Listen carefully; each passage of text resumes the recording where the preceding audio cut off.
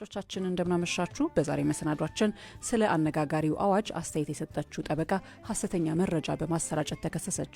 243 ሺህ በላይ ፎሎወር አለ እያስተማረች ያለ አንድ አዋጅ ላይ መንግስት በሚረዳው መልኩ አልተነተነችም ማለት የሚያሳስብ ከሆነ በጣም አሳሳቢ ነው።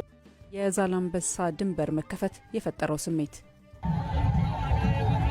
ከብስኑስ አውረጃ ሰንዓፌ መጽዬ ከሱሉስ ሰንዓፈ ነው የመጣሁት። በእውነቱ ይህን ሰላም ስንፈልገውና ስንጠብቀው የነበረ ነው። አሁን ሰላም ስለመጣ በጣም ደስ ብሎኛል።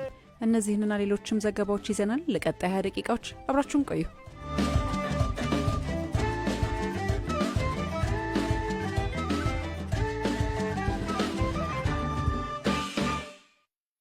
የትግራይ ጦርነትን ተከትሎ ላለፉት 5 ዓመታት ተዘግቶ የነበረው የዛላምበሳ ድንበር ትላንት እሁድ በከፊል መከፈቱ ተገለጸ። ይህንን ተከትሎም የህዝብ ለህዝብ ግንኙነት በከፊል መጀመሩ ተመላክቷል። ይህ የህዝብ ለህዝብ ግንኙነት በሁለቱም መንግስታት በይፋ የተሰጠው እውቅናም ሆነ መግለጫ ባይኖርም በህወሓትና በኤርትራ መንግስት ደጋፊዎችና ማህበራዊ ሚዲያ አንቂዎች የተጀመረ እንቅስቃሴን ተከትሎ የመጣ ነው። በቦታው ተገኝቶ የነበረው ባልደረባችን ግርማይ ገብሩ የህዝቡ ስሜት ልዩ እንደነበረ በዘገባው አድርሶናል። የህዝቡን ስሜት እንግዲህ ለመረዳት በጣም አያዳግትም። በተለይ ደግሞ የዛላምበሳና አካባቢዋ ነዋሪዎች ከ5 ዓመታት በፊት በ2013 ጦርነቱ ከተነሳ ጊዜ ጀምሮ ወደ አድግራትና አካባቢዋ ተፈናቅለው መጠለያ ውስጥ ነበር የሚኖሩት። እስካሁንም እዛው ነው እየኖሩ ያሉት። ከአድግራት ከተማ ውጭም በመቀለና በተለያዩ የትግራይ ከተማዎችና ገጠሮች ከህብረተሰቡ ጋር ተቀላቅለው ተጠግተው ነው እየኖሩ ያሉትና በተለይ መጠለያ ውስጥ እየኖሩ ያሉት በጣም ተቸግረው እየኖሩ እንዳሉ፣ ከፍተኛ ችግር ውስጥ እንዳሉ ይገልጹ ነበር። ከኤርትራ በኩልም ከቤተሰቦቻቸው ጋር ተዛምደው ከኖሩ የዛላምበሳና አካባቢው ነዋሪዎች ጋር ለ5 ዓመታት ተለያይተው በጣም በቅርብ ርቀት ተገናኝተው በሀዘንና በደስታ አብረው ማሳለፍ ሲገባቸው በጦርነቱ ምክንያት ተለያይተው እየኖሩ እንዳሉ በመግለጽ እንግዲህ ተቃቅፈው እየተላቀሱ በእንባ እየተራጩ ነበር የተገናኙት። ተለያይተው የነበሩ ሰዎች እንዲሁ ተገናኝተው ደስታቸውን ሲገልጹ ቆመ ስታይ እንግዲህ ስሜቱ በጣም ከፍተኛ ነው። በወቅቱ ከኤርትራ የመጡ ከዚህም ከትግራይ የሄዱ የተለያዩ ሰዎች አነጋግሬ ነበር። እስኪ እነሱን ሰምተን እንመለስ። ደስ ይልን ተሐጉሴ ደስ ብሎኛል። በጣም ተደስቻለሁ። ነገሩ ወደፊት እንደዚህ ሙሉ ሰላም፣ ሙሉ መረጋጋት እንደሚሆንልን በግሌ ባለሙሉ ተስፋ ነኝ። ያሳለፍነው ቀርቶ በሕይወት የከሰርነው አብቅቶ ሙሉ ሰላምና መረጋጋት እንዲሆን ነው የምመኘው። የህዝቡ ችግር ሁሉ ይሄ የመጨረሻ ሆኖ እንደ ወንድምና እንደ እህት በአንድነት እንድንኖር ተስፋ አድርጋለሁ። እኛ ሁላችንም እህትማማቾች ነን። ዛላምበሳና ሰንዓፈ ወይም ደግሞ ትግራይና ኤርትራ በሁሉም የምንገናኝ ቤተሰቦች ነን። ቤተሰባችን ሁሉ ሙሉ ደስታ፣ ሙሉ ሰላም እንዲሆንልን እመኛለሁ።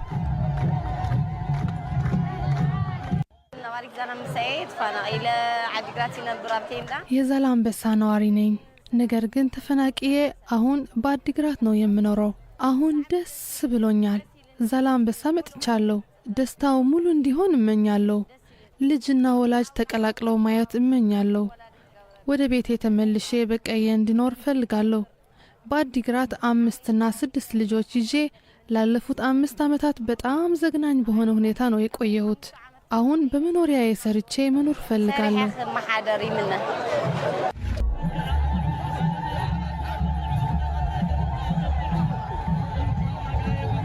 ከብስኑስ አውረጃ ሰንዓፌ መጽዬ ከሱሉስ ሰንዓፈ ነው የመጣሁት። በእውነቱ ይህን ሰላም ስንፈልገውና ስንጠብቀው የነበረ ነው። አሁን ሰላም ስለመጣ በጣም ደስ ብሎኛል። ለረጅም ጊዜ ስንጠብቀው የነበረ ነው። ሰላም ማለት ህዝብ ማለት ነው። ሁኔታውን እንደ መልካም አጋጣሚ አድርገን ከተቀበልነው ኤርትራና የትግራይ ህዝብ ወንድማማች ህዝቦች እንደመሆናችን መጠን ተጋግዘንና ተረዳድተን እንድንኖር ነው ተስፋ የምናደርገው።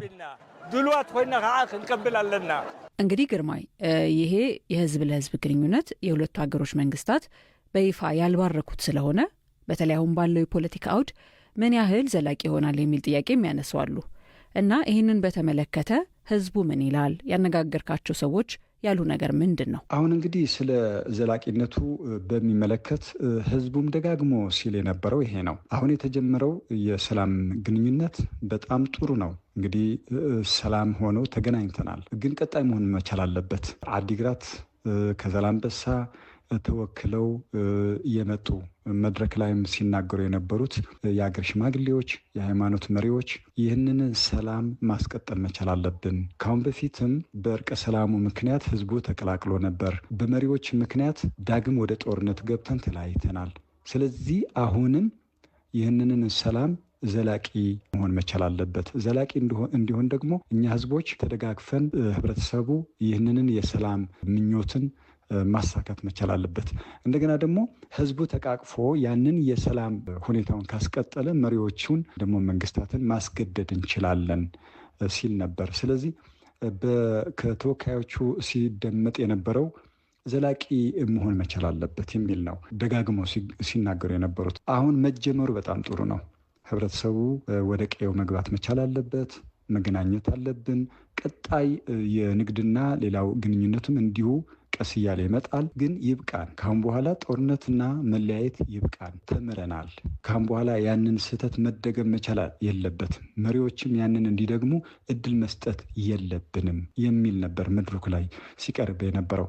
ከመድረኩ ውጭም የተለያዩ ሰዎች ያንን ስሜት ነው የሚያንጸባርቁት። እንዴት ነው ይቀጥላል ወይ ዘላቂ ይሆናል ወይ የሚል ስጋት ነው ያላቸው። በተለይ ደግሞ የዛላምበሳና ከኤርትራ የመጡ ሰዎች ሲሉ የነበሩት ምንድን ነው ችግሩ እኛ ጋር አይደለም፣ እኛም አንድ ሰዎች ነን፣ ተዛምደን ተዋልደን ለዘመናት ያህል የኖርን ሰዎች ነን። ችግሩ ያለው እላይ ነው፣ መንግስታቱ ላይ ነው፣ መሪዎች ላይ ነው። ጤናማ ያልሆነ ግንኙነት ያለው እላይ ነው እና ያንን ካልተስተካከለ ግንኙነቱ ወይም ደግሞ አሁን የተጀመረው የሰላም ጭላንጭል ዘላቂ ላይሆን ይችላል የሚል ስጋት ያንጸባርቁ ነበር።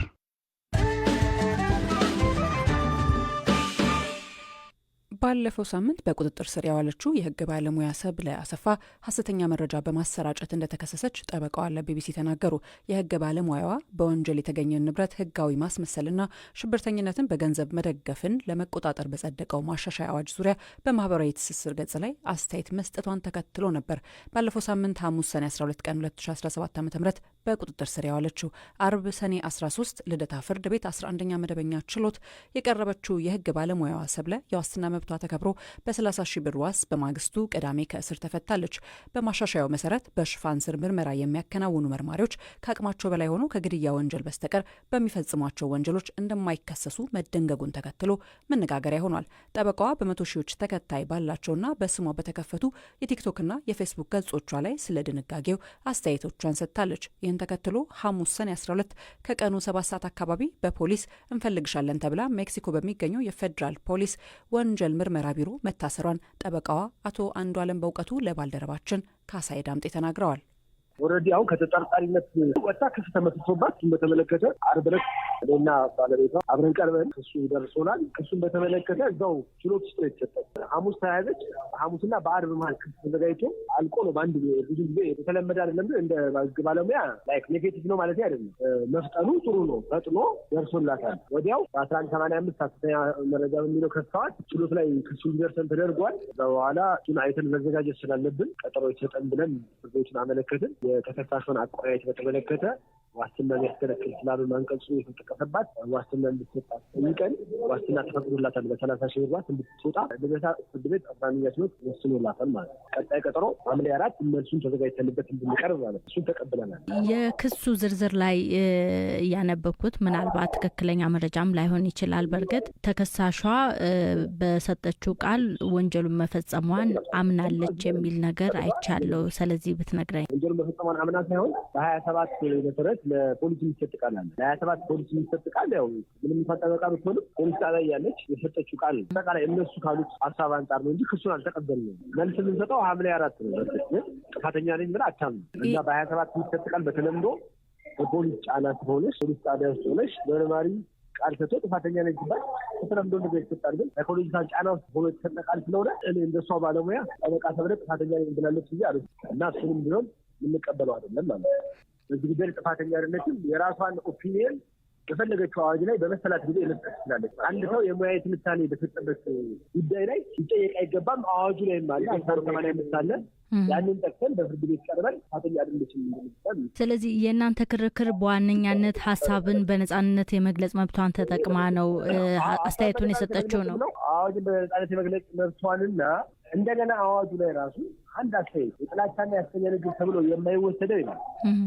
በዜና ትንታኔ በሙያ በፖለቲካ ትችት መልክ ሲቀርብ የጥላቻ አይባልም። አሁን እኔም እሷ ሁላችንም አንድ አዋጅን ተመልክተን አዋጁን የራሳችን ኦፒኒየን ፎርም እናደርጋለን አይደል? እንደ ህግ ባለሙያ በተናገርን ቁጥር ማለት ነው መንግስትን ካልጣመው ጥፋተኛ ነው እንባለው ማለት ነው። አዋጁ ላይ ጠበቃ ሰብለ ያላትን ለምሳሌ እኔና ሰብለ አዋጁ ላይ አሁን የክርክሩ መነሻውን አዋጅ ላይ የተለያየ ምልከታ ነው ያለን። አዋጁ ላይ የተለያየ አቋም ስለያዝን አዋጅ በነገራችን ተሳሳተ አይባልም። የራሱ አዋጁ ላይ የሰጠው ትንታኔ የእሱ አቋም ተብሎ የሚገለጸው እንደ ባለሙያ ሁልጊዜ ሁለት ቢሆንም የተከሳሽና የከሳሽ የሆኑ እኮ ጠበቆች እንከራከር በአንድ አዋጅ ነው የሚከራከር ሁሌ። ሁለት ሶስተኛ ደግሞ ዳኛ ይባላል። እሱ የራሱ ኦፒኒየን አለ። አዋጁ ላይ ያለን አረዳድ ነው የፍሬ ነገር ክርክር እንዳለ መስጠበቅ ሆኖ በአዋጅ ላይ ስንከራከር ሁልጊዜ የምንከራከረው የተለያየ ኦፒኒየን ይዘናል። ስለዚህ ጠበቃ ሰብለና እኔ እንኳን ራሱ በዚህ አዋጅ ራሱ አንድ አይነት አቋም ነው ያለው። ግን እኔ የእሷ ጠበቃ መሆንበት ዋናው ምክንያት ራሱ ዛት ሄር ኦፒኒየን በአዋጁ ላይ የተመረኮዘ ኦፒኒየን ማለት ነው። ይሄ ኦፒኒየን መስጠት ጠበቃን የሚያሳስር ከሆነ እንግዲህ የኛ ሙያም እንደ ሙያ ቀሪ መሆን አለበት። ታዲያ ክሱ ምን አይነት እርምጃ ነው ብላችሁ ነው የምታምኑት? ክሱማ ውድቅ መደረግ ያለበት አሁን እኛ ክሱ መጀመሪያ እንዲቋረጥም ለሚመለከተው አካል እስከ ፍትህ ሚኒስቴር ድረስ እናመለክታለን ብለናል። ይህንን ለክሱ ላዘጋጁትም አካላት አሳውቀናቸዋል። ክሱ መቋረጥ እንዳለበት እኮ ሄደን አመልክተናል። ክሱ ሳይቀር እንደዚህ ክስ መቅረብ የለበትም ልምምዱም ትክክል አይደለም ብለን እኔ እንደ ባለሙያ የሚመለከታቸው የፖሊስ የአቃቤ ሕግ አካላት ጋር እጅ አመልክቻለሁ። ጠበቃ ሰብለ ለሰጠችው ጉዳይ መከሰስ አለባት የሚል ሀሳብ የለኝም። ጠበቃ ሰብለ በአዋጁ ላይ የሰጠችው አስተያየት ትክክል አይደለም የሚል ሀሳብ አለ። የሚያሳስር ቀርቶ የሚያስወቅስም የሚያነጋግርም አይደለም። ይህንን በተመለከተ ሄደን አቅርበን ያነጋገርናቸው የስራ ኃላፊ ይሄ ከኔ አቅም በላይ ነው ብለዋል። ነገር ግን ጊዜ ስለሌለ ነው እስከ ፍትህ ሚኒስቴሯ መጨረሻ አካል ድረስ ሄደ። ምናልባት ብዙ ጉዳይ ላይ ጠበቆች ማህበርም ተጨማሪ ነው ሊገባበት ይችላል። የሚመለከታቸው አካላት ጋር ሄደን እንደዚህ ልምምዱም ነው ለጠበቃ ሰብለ ብቻ ሳይሆን ለሁሉም ሰው ይችላል። እሱ ይቋረጣል ብለ በያምናለሁ ነው ይሄን ወደፊት የምናመለክተው ነው። እሱ መቋረጥ አለበት ተገቢ ነው ብለናል። አቶ አንዱዓለም ይሄን የምጠይቀው እንግዲህ ሀሳብን በነጻነት የመግለጽ መብት በህገ መንግስቱም የተደነገገ ነው። አሁን ጠበቃዋ የተከሰሰችበት ሐሰተኛ መረጃና የጥላቻ ንግግር ማሰራጨት አዋጁ ለአብል የማያደርጉ ሁኔታዎችን ቅድመ ሁኔታዎችን ሲጠቅስ በእንደዚህ አይነት ሁኔታ ተጠያቂነት እንደማይኖር ከገለጸ የጠበቃ ሰብለ መከሰስ ምን አይነት ኢምፕሊኬሽን ነው? ምን ማለት ነው? ኢምፕሊኬሽን በጣም ጥሩ ጥያቄ ነው። በነገራችን ላይ አቃቤ ሕግ እኮ በየቀኑ በመቶዎች የሚቆጠር ክስ ያመጣል እና ሁሉንም ያሸንፋል ማለት ነው። አብዛኛው ጊዜ ጠበቆች የሚያምኑበትና አሳማኝ ማስረጃ ካለ ያሸንፋል። አሁን አቃቤ ሕግ መክሰሱ ምንም የሚያሳየው ነገር የለም። መንግስትና ያቀርባል መስሎት አቃቤ ሕግ ተሰበክ አምኖበት ያቀርባል።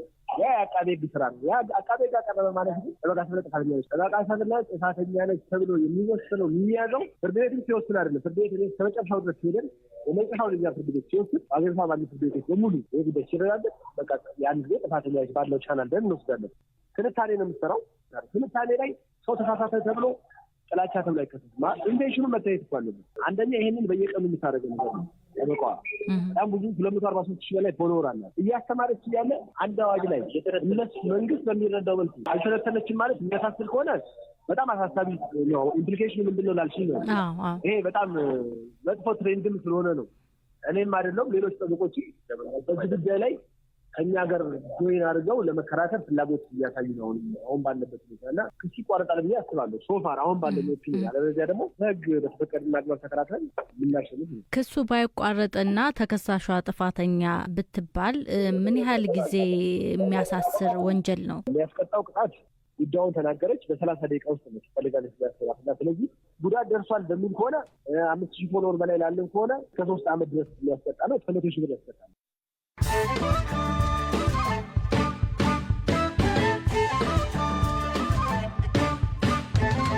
አድማጮቻችን ከቢቢሲ አማርኛ ጋር ናችሁ። ወደ አጫጭር ዜናዎች እንሻገር። በሶሪያ ዋና ከተማ ደማስቆ በሚገኝ የግሪክ ኦርቶዶክስ ቤተክርስቲያን ላይ በተፈጸመ የአጥፍቶ ጠፊ የቦምብ ጥቃት ቢያንስ 22 ሰዎች ሲገደሉ 63 ሰዎች መቁሰላቸውን የአገሪቱ ጤና ሚኒስቴር አስታወቀ። ኢራን የዓለማችን 1/5 የድፍድፍ የነዳጅ ዘይት መተላለፊያ የሆነውን የሆርሙዝ የባህር ሰርጥ ከመዝጋት ቻይና እንድታስቆማት የአሜሪካ የውጭ ጉዳይ ሚኒስትር ማርኮ ሩቢዮ ጥሪ ያቀረቡ። በደቡብ ምስራቃዊ ፈረንሳይ በምትገኝ ከተማ አንድ መንደር ውስጥ በተዘጋጀ የምሽት የሰርግ ድግስ ላይ ጭንብል ያደረገ ሰው በከፈተው ተኩስ ሙሽራዋ በጥይት ተመታ እንደሞተች ተገልጿል። ዜናዎቹ እኚሁ ናቸው።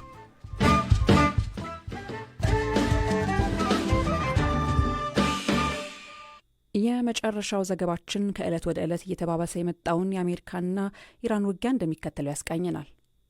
ወደ ስቱዲዮ ከመግባታችን ጥቂት ደቂቃ ቀደም ብሎ ኢራን ሲፈራ የነበረውን እርምጃ ወስዳለች። 6 ሚሳይሎችን ኳታር ወደሚገኘው የአሜሪካ አልኡደይዳ የጦር ሰፈር ተኩሳለች። አሜሪካ ይህን ተከትሎ ወደ ለየለት ጦርነት እንደምትገባ ይጠበቃል። በካታር የሚገኘው የአሜሪካ ኤምባሲ ዜጎቹ ራሳቸውን እንዲጠብቁ አሳስቧል። የዩኬ ውጭ ጉዳይ ሚኒስትር ዴቪድ ላሚም ተመሳሳይ ማስጠንቀቂያ ለዜጎቻቸው አስተላልፈዋል። ካታር ለጊዜው የአየር ክልሏን ዘግታለች። የዶሃ አየር ማረፊያ በዓለም እጅግ ስራ ከሚበዛባቸው አየር ማረፊያዎች አንዱ ሲሆን ሁሉም በረራዎች ለጊዜው ተሰርዘዋል። የሰሜን አትላንቲክ የጦር ቃል ኪዳን ድርጅት በምህጻሩ ኔቶ ዋና ጸሐፊ ማርክ ሩተ በሄግ ከሚካሄደው የመሪዎች ጉባኤ አስቀድመው ለጋዜጠኞች መግለጫ ሰጥተዋል። የኔቶን አቋምም በኢራን ዙሪያ አብራርተዋል። እሳቸው እንደሚሉት ኢራን የኒውክሌር የጦር መሳሪያ በፍጹም ማበልጸግ እንደሌለባት የኔቶ አባላት በሙሉ ተስማምተናል ብለዋል። በሌላ ዜና እስራኤል በቴህራን የሚገኘውና ታዋቂ የሆነውን ኤቪን እስር ቤትን ዛሬ ጥቃት ፈጽማበታለች። እስር ቤቱ ምን ያህል እስረኞች እንደያዘ ይፋዊ መረጃዎች ባይኖሩም ምናልባት በሺዎች የሚቆጠሩ እስረኞች እንዳሉበት ይገመታል። በዚህ እስር ቤት ጥምር ዜግነት ያላቸው በስለላ የተጠረጠሩ የውጭ ዜጎች እንደሚገኙበት ይነገራል። እስራኤል ዛሬም የፎርዶ የኒውክሌር ጣቢያ ላይ ጥቃት ፈጽማለች። የእስራኤል ጦር ጥቃቱን የሰነዘረው ወደ ጣቢያው የሚወስዱ መንገዶችን ለማውደም ነው ብሏል። በኢራን በደረሱ ከባባድ ጥቃቶች ምክንያት ነዋሪዎች የኃይል መቋረጥ እንዳጋጠማቸው ለቢቢሲ ተናግረዋል። ኢራንም በእስራኤል ላይ በርካታ የአየር ድብደባዎችን ፈጽማለች። እስካሁን በጥቃቱ የደረሰውን ጉዳት ባለስልጣናቱ አልገለጹም። ነገር ግን በደቡባዊ የእስራኤል ክፍል 8000 የሚሆኑ ነዋሪዎች የኃይል መቋረጥ እንዳጋጠማቸው ታውቋል። እስራኤል ከዚህ በፊት ታይቶ በማይታወቅ ኃይሏ ኢራንን እየደበደበች እንደሆነ ገልጻለች። የአሜሪካ ፕሬዝደንት ዶናልድ ትራምፕም ለዚህ ጥቃት ድጋፋቸውን ገልጸዋል። ትራምፕ በማህበራዊ ሚዲያ ገጻቸው አሁን ያለው የኢራን አገዛዝ ኢራንን በድጋሚ ታላቅ ማድረግ ካልቻለ የአገዛዝ ለውጥ የማይኖረው ስለምንድን ነው ሲሉ ጽፈዋል። እስራኤል በኢራን ላይ ጥቃት መፈጸም ከጀመረችበት እንደ አውሮፓውያኑ ሰኔ 13 ጀምሮ ወደ 500 የሚጠጉ ሰዎች መገደላቸውን የአገሪቷ የመንግስት ቴሌቪዥን ጣቢያ ዘገበ። ከሟቾቹ በተጨማሪ ከ3000 በላይ ሰዎች ላይ ጉዳት ደርሷል። ግጭቱን እየተከታተለ የሚገኘው ሂዩማን ራይትስ ዋች ኢን ኢራን የተባለ የሰብአዊ መብት ቡድን የተገደሉ ሰዎች ቁጥር ከዚህ በእጥፍ ሊልቅ እንደሚችል ገምቷል። በሌላ ዜና ዛሬ እስራኤል 6 የኢራን አየር ማረፊያዎችን በማጥቃት 15 አውሮፕላኖችን ማውደሟን አስታውቃለች። ይህ በእንዲህ እንዳለ ወደ ሞስኮ ያቀኑት የኢራን የውጭ ጉዳይ ሚኒስትር አባስ አራግቺ ከሩሲያው ፕሬዝደንት ቭላዲሚር ፑቲን ጋር ተወያይተዋል። ፑቲን ኢራን ላይ የተሰነዘረውን ጥቃት ቢያወግዙም ለኢራን ወታደራዊ ድጋፍ ለማድረግ የሚችሉበት እድል ግን እንደሌለ የፖለቲካ አዋቂዎች ይገልጻሉ። ምንም እንኳ ሩሲያና ኢራን የስትራቴጂክ አጋርነት ስምምነት ቢኖራቸውም ይህ ስምምነት የመከላከያ ስምምነትን አያካትትም። በመጨረሻም አሜሪካ በኢራን ላይ የፈጸመቻቸውን ጥቃቶች ተከትሎ ሁኔታዎች እየከፉ በመሆኑ በተለያዩ የዓለም ክፍሎች የሚገኙ ዜጎቿ አስፈላጊውን ጥንቃቄ እንዲያደርጉ ማስጠንቀቂያ አውጥታለች። አድማጮቻችን አሁን በደረሰን መረጃ የካታር መንግስት ኢራን በአሜሪካ ወታደራዊ መቀመጫ ላይ ያደረሰችውን ጥቃት በጽኑ አወግዛለሁ ብሏል። የአገሪቱ የውጭ ጉዳይ ሚኒስትር ጥቃቱ የካታርን ሉዓላዊነት የተገዳደረና ዓለም አቀፍ ሕግንም የጣሰ ነው ብሏል። ካታር ከኢራን የተሰነዘረውን ጥቃት በተሳካ ሁኔታ መቀልበሷንም አስታውቃለች። አድማጮቻችን እንግዲህ ለዛሬውን አጠናቀናል። ተጨማሪ መረጃ በድረገጻችን www.bbc.com/amharic እንዲሁም በፌስቡክ አድራሻችን ቢቢሲ ኒውስ አምሃሪክ እንዲሁም የዋትሳፕ ግሩፓችንን በፕላስ 254718080890 ላይ በመቀላቀል ታገኛላችሁ። የቢቢሲ አማርኛ የዩቲዩብ ገጽ ላይም ወቅታዊ መረጃዎችን እናደርሳችኋለን። የራዲዮ ስርጭታችንን በአጭር ሞገድ በሳተላይትና በፌስቡክ ከሰኞ እስከ አርብ ማግኘት ትችላላችሁ። አብራችሁን ስለቆያችሁ እናመሰግናለን። ሀሳብና አስተያየታችሁን አካፍሉን። ነገ እስከምንገናኝ መልካም ጊዜ።